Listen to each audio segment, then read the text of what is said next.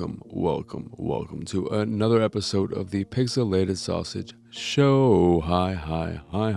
I am, of course, your host, Marcos Nez, and yeah, today's another day. It's a podcast, it seems. Another late recording for moi, as I'm still sick. I am better. I no longer feel like I'm going to die, but I'm not 100%. It's a really weird sickness I've been going through too, because it seems to enjoy focusing on a single symptom per day. So one day I may have a really bad cough and a really sore throat, and the next day I could have a really runny nose and my sinuses could be all terrible. And today I could feel really nauseous. I want to throw up right now.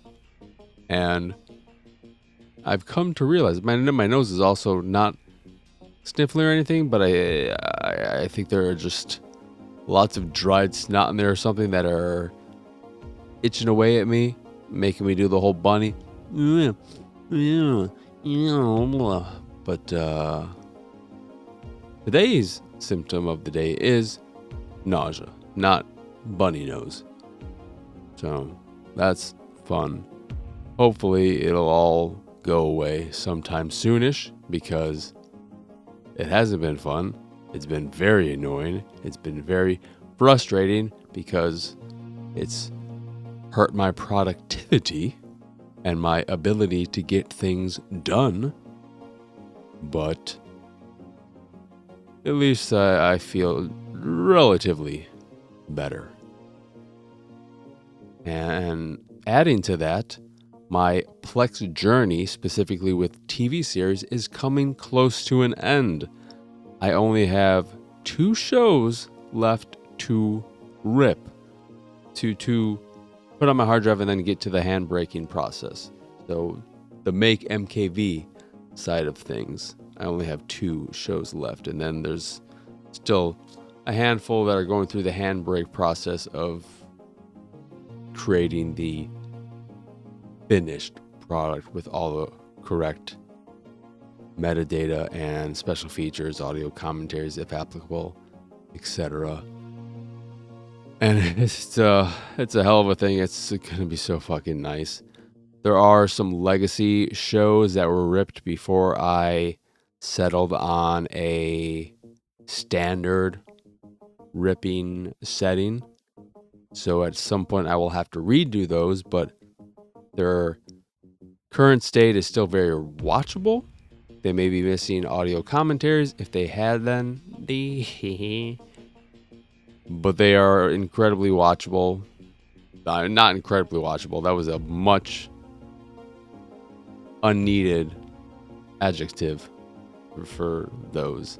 But they are watchable. They aren't broken. They aren't ugly. They aren't of a lower quality. Significantly so, or anything in that case. So, not a priority. Not something I need to get done.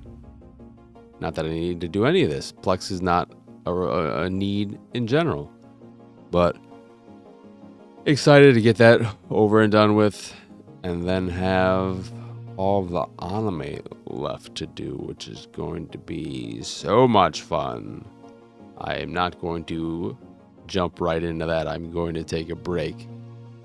That said, even though I only have 2 series left and I'm working my way through the next to last series, and I'm almost done with it, which is Star Trek Enterprise, the last of the Star Treks I own.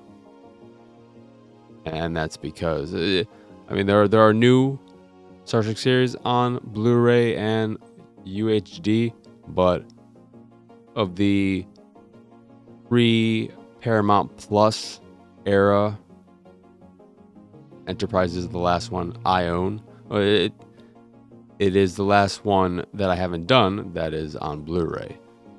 There is still Voyager and Deep Space Nine, but those have yet to see a Blu-ray release. There have been rumors of Voyager coming sometime this year. Nothing on the Deep Space Nine front, which would be sad if that never came to Blu-ray, because that show is so much better than Voyager. However, that would need a lot of work to be done. I think as I've been watching Voyager via Paramount Plus, I think it's in HD, but I kind of always half watch it, so I haven't paid close enough attention. Deep Space Nine was definitely not HD. I don't believe any of the seasons were, so it wasn't as if they started in SD quality and became HD at some point. So that would still need to undergo the restoration process. Voyager may have already gone through that, which would make it a much easier Blu-ray transition, and is probably why the rumors are there. I'm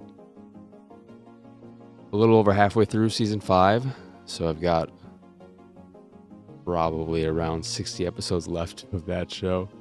Still so much. The thing though with my Plex TV journey and being close to the end, almost done with Enterprise, which would leave me with one series left to do, is that, as I've said before, I saved the best for last, or the worst for last, however you want to look at it, Supernatural, which is whatever. I don't remember 15, 16 seasons, 320 episodes, roughly, give or take, a handful. So even though I only have mostly one series left to rip, it is the equivalent of 3 to 4 decent sized series.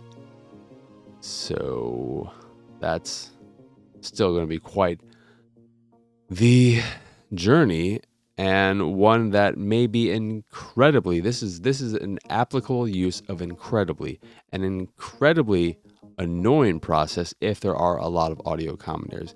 I love commentaries more than any other special feature, but in this case, I would be glad to not have any. I would also be glad if they didn't have subtitles, so I didn't even have to do that minor addition with every rip. So fingers crossed that, well, no. We all know that, if nothing else, there will be subtitles, but there are probably going to be commentaries as well. I don't think they would have one for every episode like some series. Not a lot of series have that many commentaries. I think Community is the only show I have where there is a commentary track for every single episode, or close to. If not every single episode, almost every single episode. But that is my Plex journey so far. I wish everyone was just... The thing is, I don't actually want this, but to my knowledge, David Lynch has never recorded an audio commentary for anything he's done, Twin Peaks or any of the movies. And he's also... This is maybe a little bit weirder. I can't remember his reasoning. I believe he's spoken about it, but he is very against chapters with physical releases. So you don't get the chapters you usually get with a movie or a TV show that'll space it out between scenes or moments, etc. But I appreciate it just in terms of making, because that's the series I'm currently handbraking, that I don't have to worry about that. Because putting in the details for each individual, it just slows down the process. That's the only reason why I don't like a TV show that has a lot of commentaries. It can be very, very tedious. As much as I like tedium, I don't like tedium when I'm sick. I don't like it when I'm nauseous. It's so hot. But that's what's been going on in my life. How about you? Huh? Not watching much of anything other than the Voyager I mentioned earlier. I checked out. some movies. I did watch Megan, but I want to save my thoughts because, and this in a way gives away what I thought of the movie to an extent, probably. And if it didn't, me saying it does, definitely does. So fucking fuck me, I guess. But I've been holding off on putting my thoughts and review and score up on Letterboxd until after Enchi watches it.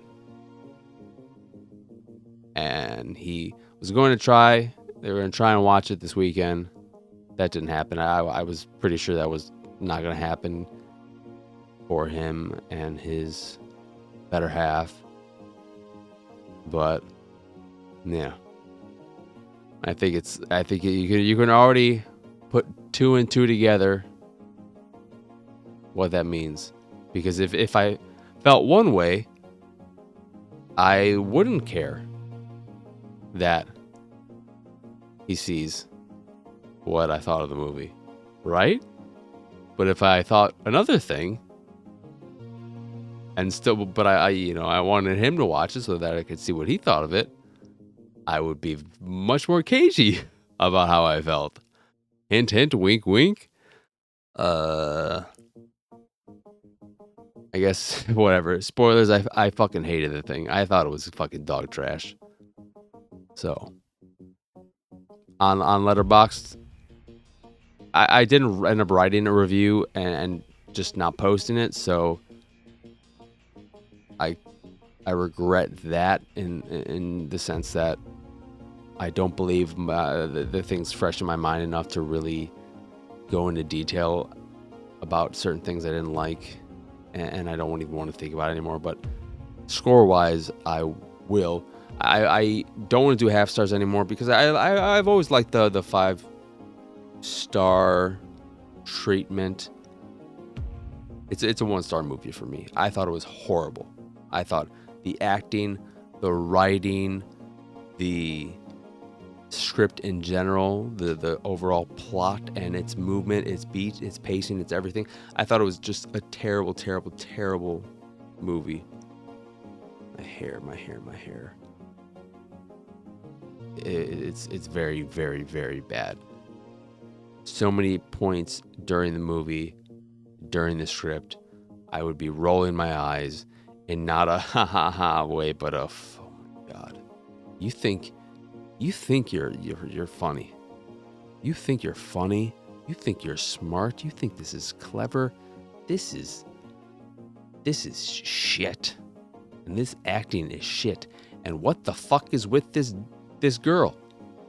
Not the killer robot, but the little girl. What is her deal? Who wrote this character?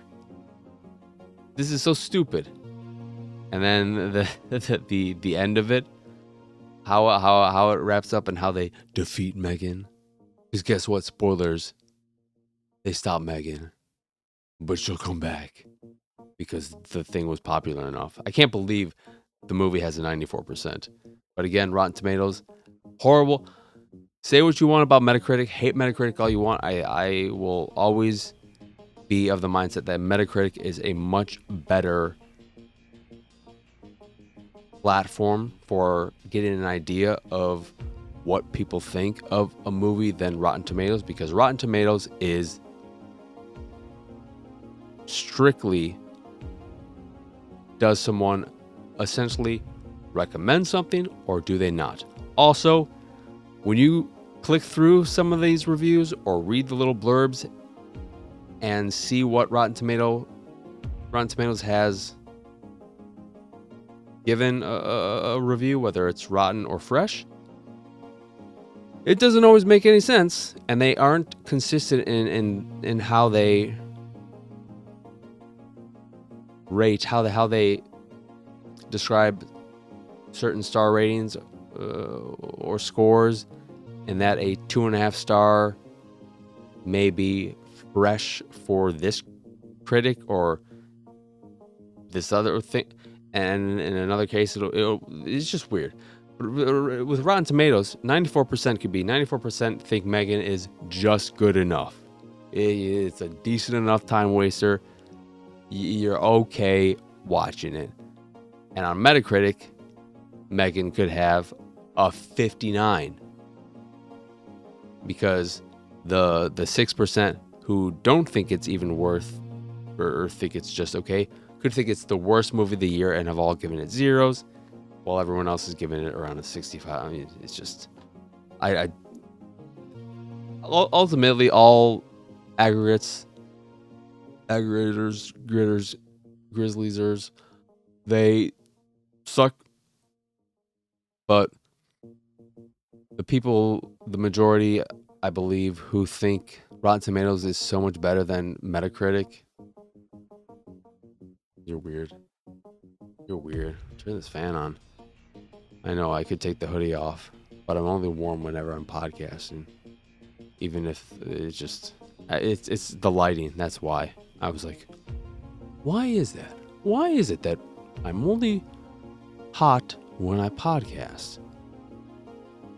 And it's because I've got all these lights on me to illuminate myself for y'all watching. Y'all few. Is it worth it? No. So that's a fun time.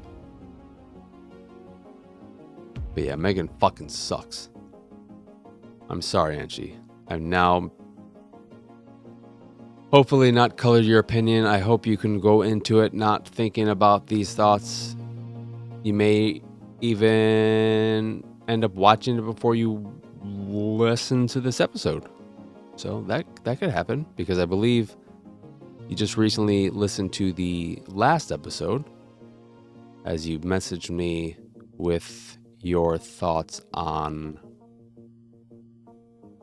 I don't know. Speaking of hoodies, I don't know about everyone else, but I've reached a point in my hoodie life where I vastly prefer pullover hoodies. I used to be all about zip-ups, hated pullovers, and now I've kind of almost pulled a 180. I don't know if I'd say I fully, completely hate zipper hoodies, but I only own one, and I'm about to put it into storage, so I will only have pullovers in my rotation. I guess that maybe says how I feel then. That maybe I do hate them. Maybe I do hate them. But there are a few I still want to get.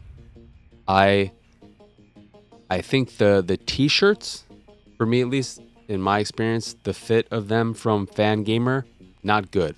Their hoodies, very nice. I only have the one, which is the Karamari Damacy.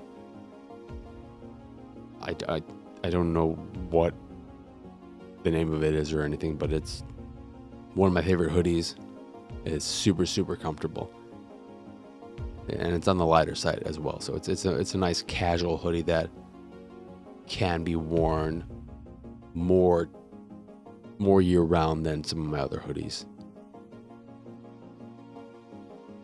But they have a Metal Gear Solid one I want to get that recently came back in stock. There's a is it Dark Souls or Demon Souls? There's a Souls one that just came back in stock, which is a zip up. I haven't had one of their zip up ones, so that's a maybe. And then they have a Celeste one I like. There are a few others that I like the design of a lot, but I'm not as enamored with the product they're selling. But I need the Metal Gear one. I need the Metal Gear one because I love Metal Gear. And then Celeste, I really like Celeste. Don't have any Celeste thing, but yeah.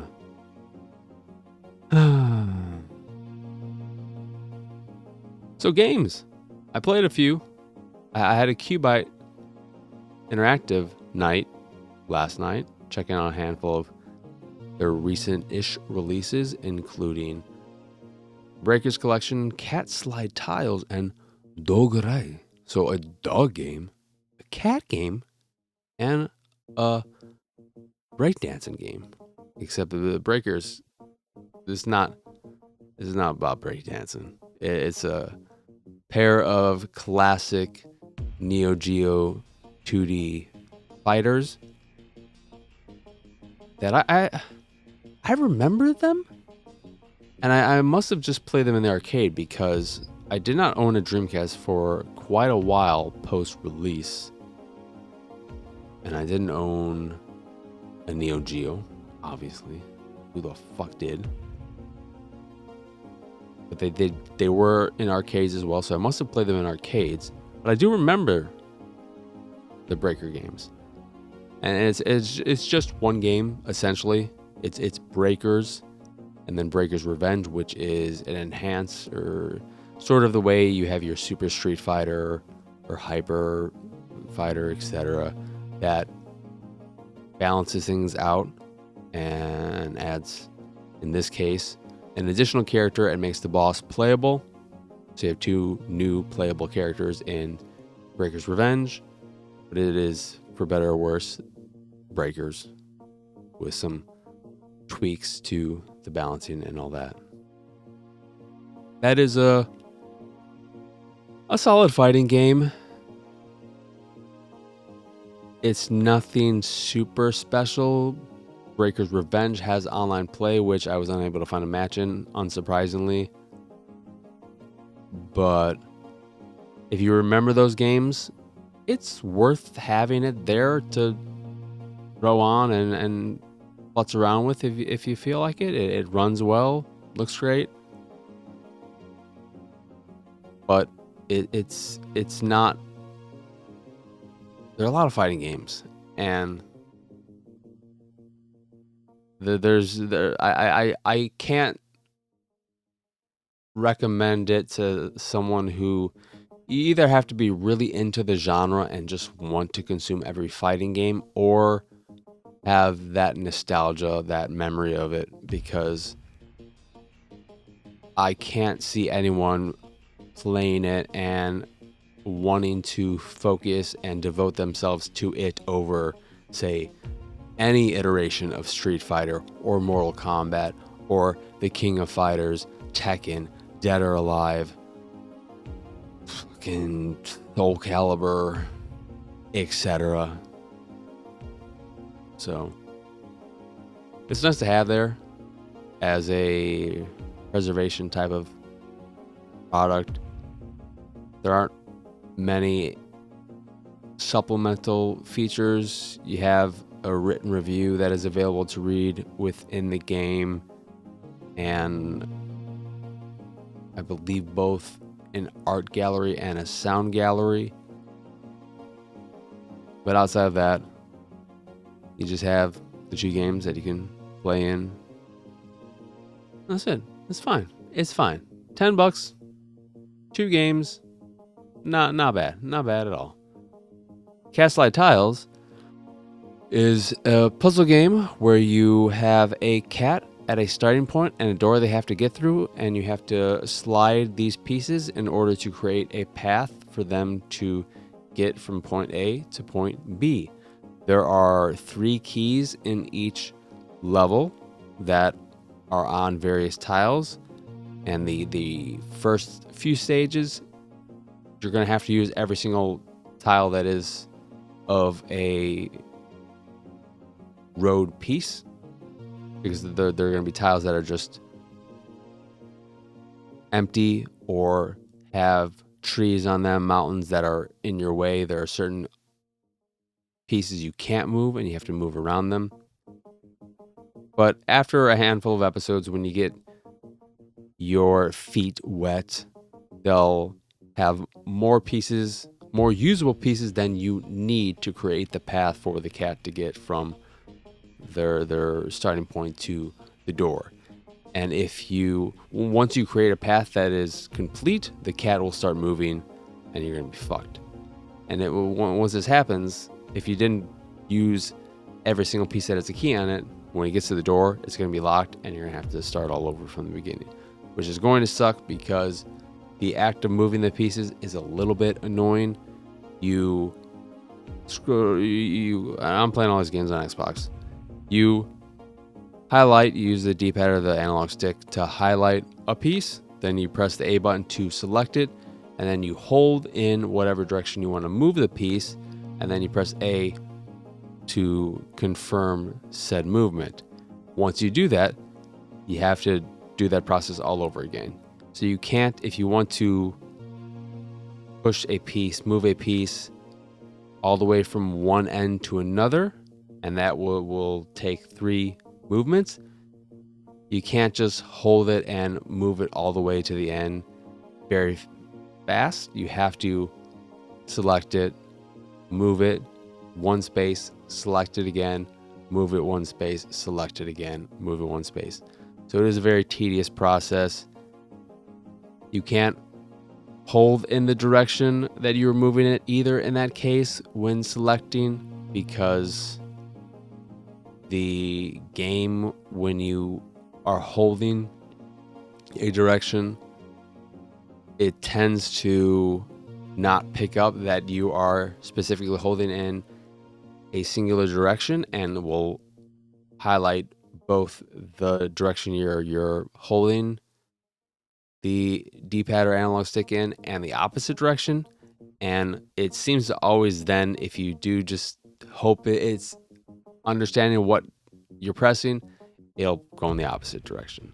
So I wish that was a bit more streamlined, because that was the biggest hurdle for me with the game, is just how tedious it was to play. It's not a very pretty game. It is overly sharpened. The visuals are overly sharpened and incredibly jaggy. So it's not the best game to look at. But as far as the puzzle designs, the puzzles themselves go, their design, they're solid. They have a nice difficulty curve where it's very simple at first, and then they start picking it up, but not too hard, too fast. And I like the game overall. It's not something that'll keep your attention for much more than an hour to get through the whole thing if you really power through. But if you want a little time waster, want to watch a cat walk a lot and pick up 3 golden keys to open a door over and over and over again, go ahead, get some achievements while you're doing it. And then Dogurai is a retro platformer with some decent animation, okay gameplay, and horrible color palettes that make it almost unplayable in how your character can blend into the background no matter which color palette you use, as well as the enemies. And it just fucking sucks, because I like the look of it a lot. I like a lot of the animation. I especially like, so you play a samurai dog who has a sword, so they can slash enemies to kill them, or turrets in the environment. And you have a slide ability to get under platforms or move spaces long distances pretty quickly, and a double jump. And I really like, animation wise, with the double jump, he raises his snout up and stretches it out, and it's cute and looks really, really good when you are in a space where you can see the sprite completely. When you can't, then it's just I think they're there. I think they're there. I can see the nose. I see the nose. But that ultimately kills the game, is how the visuals, the way they are. I think in every case, essentially 2-tone, maybe 3-tone, where you have white, dark, and then a light for some depth of shadows. some layer lighting-ish effects there. But overall, I guess it's a bit of a Game Boy aesthetic, palette-wise. It doesn't look good. It's super frustrating because of that. Because the game itself, the platform and all that, it is responsive. Combat's decent enough.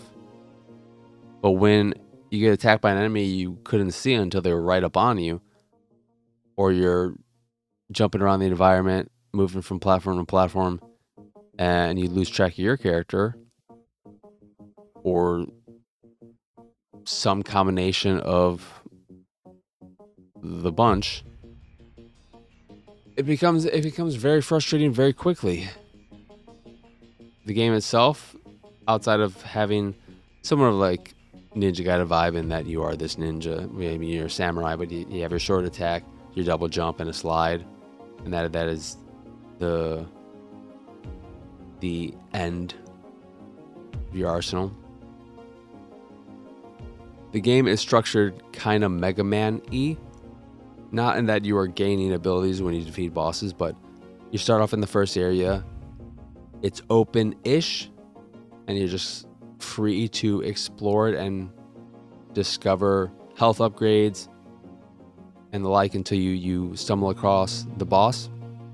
Then you fight the boss, and when you do, it sends you back to an overworld map with multiple options of various levels with bosses to defeat, and it's okay. But even when you're looking at that map and everything, the way they've decided to handle the visuals makes it not the best at any point in the game, whether you're playing it or in the menus. It's a bummer. There's also with your stronger regular enemies and bosses, when you are fighting them, they'll have a little exclamation mark around them when they're free to attack or open for certain attacks. And when you do this, you initiate a quick time event type of attack where it'll put up on screen various directions to push with the D-pad or analog stick, and this will do damage and give you a nice little combo attack, which is kind of cool. But again, the visuals ruin it, and that's too bad. So that's it in terms of what I've been playing. Yeah, and with Dogurai, maybe the visuals won't be a problem for you. If you're colorblind though, if you have any kind of colorblind problem, there are quite a few in there, maybe around 10 palettes or so. So they do have a bunch where it's here's a red one, here's a blue one, here's a green one, and so on. So you should still be able to find one that works for you, but if you have any issue with visuals and visual clarity, it's probably going to be even worse for you, because I don't have anything of that nature. But that is it in terms of what I've been playing. No Patreon questions this episode, which means that will do it for this here episode of the Pixelated Sausage Show. I'm feeling less nauseous, so that's good. I guess this podcast and this episode is so garbage and throw up-y way that I got rid of my nausea by throwing up all over this podcast and into your ear holes. So thank you for being my toilet for this evening, this afternoon, this morning. I appreciate it.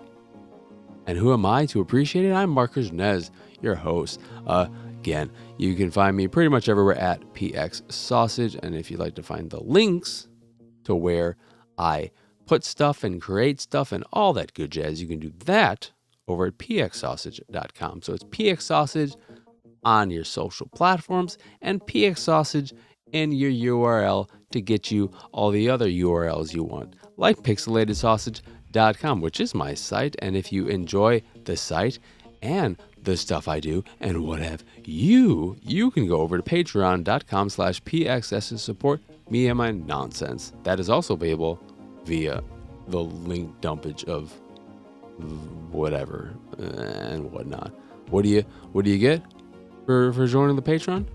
The pleasure of knowing you're supporting someone you like. Isn't that enough? But if you support the $3 higher tier, you also get the ability to ask me questions if you remember to do so, if you want to do so, as well as access to a private Discord channel. And yeah,